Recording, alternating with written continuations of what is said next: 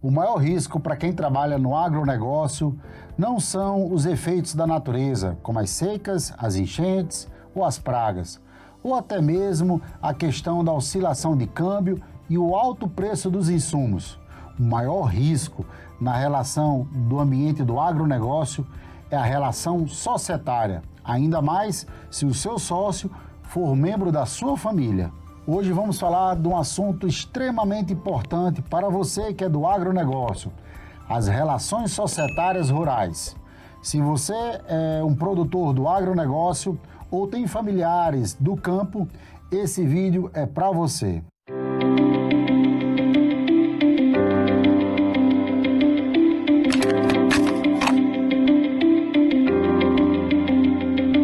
Eu sou Arnaldo Lázaro, administrador de empresa e advogado especialista no direito empresarial e societário. E você está no canal InCompany, um canal dedicado exclusivamente para o ambiente empresarial. Antes de mais nada, vamos conhecer a realidade do ambiente do agronegócio brasileiro. A maior característica do ambiente do agronegócio é a relação familiar dentro das empresas. Costuma-se dizer que o agro é família, e é aí justamente que mora um grande perigo. A confusão entre herança, patrimônio e sucessão é um obstáculo para a paz social dentro de uma harmonia societária e empresarial no ambiente rural. Esse assunto é delicado e nós vamos tratar aqui hoje com muita responsabilidade. A segunda maior característica do ambiente rural é, claro, que é a questão patrimonial, os ativos das empresas rurais. Obviamente que o maior ativo são as terras, os semoventes, e esses dois elementos patrimoniais são de baixa liquidez e depende de uma escala e uma produção programada. E isso é super importante ter em mente para entender o ambiente do agronegócio. Um terceiro aspecto latente nesse ambiente do agronegócio é a informalidade nas relações.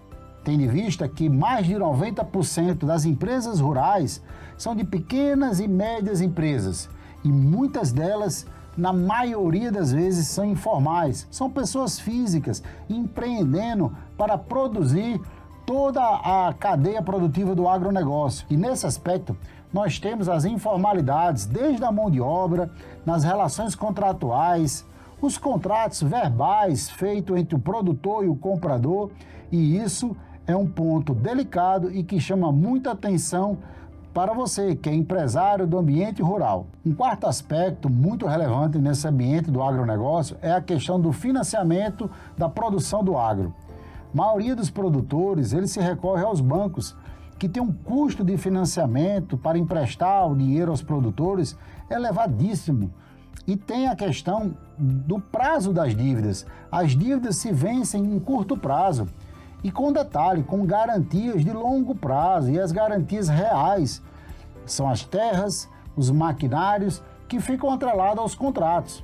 Então essa pressão financeira para vocês que são empresários do ambiente rural é muito pesada e muito hostil.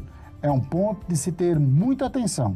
Para contextualizar essa situação delicada que atinge a questão financeira das empresas do agronegócio, vocês viram nos noticiários que o ano de 2024 teve um aumento de mais de 21% nos pedidos de recuperação judicial dessas empresas. Ou seja, é um ambiente hostil, é um ambiente de grande endividamento das empresas. Para se ter uma ideia, as 10 maiores empresas devedoras nesse ambiente rural já têm dívidas que ultrapassam mais de 12 bilhões de reais. Portanto, diante dessa realidade do ambiente do agronegócio brasileiro, é muito importante que vocês fiquem atentos aos riscos societários. Como já reconhecemos, a grande maioria das empresas do ambiente rural tem aquela falsa ilusão de existir uma empresa familiar, ou seja, sócios membros da mesma família. E isso ocasiona diversos desafios, porque tem confusões entre parentes, sócios da empresa. Isso dificulta o diálogo, brigas emocionais, rancores da família que são levados para a empresa. E isso dificulta e é um desafio para o crescimento da empresa. A informalidade, a falta de contratos formais é um ponto característico e um risco muito latente para vocês que são do agronegócio. Nós temos conhecimento que muitas empresas não têm sequer CNPJ, que a maioria das operações são feitas no CPF do próprio produtor. E existe uma falsa segurança naqueles contratos, modelos que são feitos entre o produtor e o comprador. Isso sim é um risco que deve ser observado e deve ser controlado. E um aspecto extremamente preocupante, que é característica inerente a esse ambiente rural, é a questão patrimonial e de herança. Eu me refiro à questão da sucessão empresarial. Como não tem uma formalidade, contratos robustos nesse ambiente empresarial rural, é muito comum os conflitos familiares após a morte do patriarca, daquele que criou uma pequena, média ou até uma grande empresa rural. Disputas pela herança, aquele filho que vive mais no ambiente urbano, que não tem a relação no dia a dia, no trato, no trabalho operacional das fazendas, quando o patriarca falece, ele vai buscar os seus direitos de herança. E é mais uma confusão, porque os filhos que estão na operação querem ter um privilégio, querem ter um diferencial na hora da partilha da herança. Então, empresário, você que é da área rural, não deixe de monitorar esses riscos. Faça um planejamento sucessório empresarial enquanto você tem um poder de mando na sua empresa. E já no fim de monitorar esses riscos, tenho ainda 2 pontos que vale a pena destacar nesse vídeo. É a relação da informalidade com os investidores.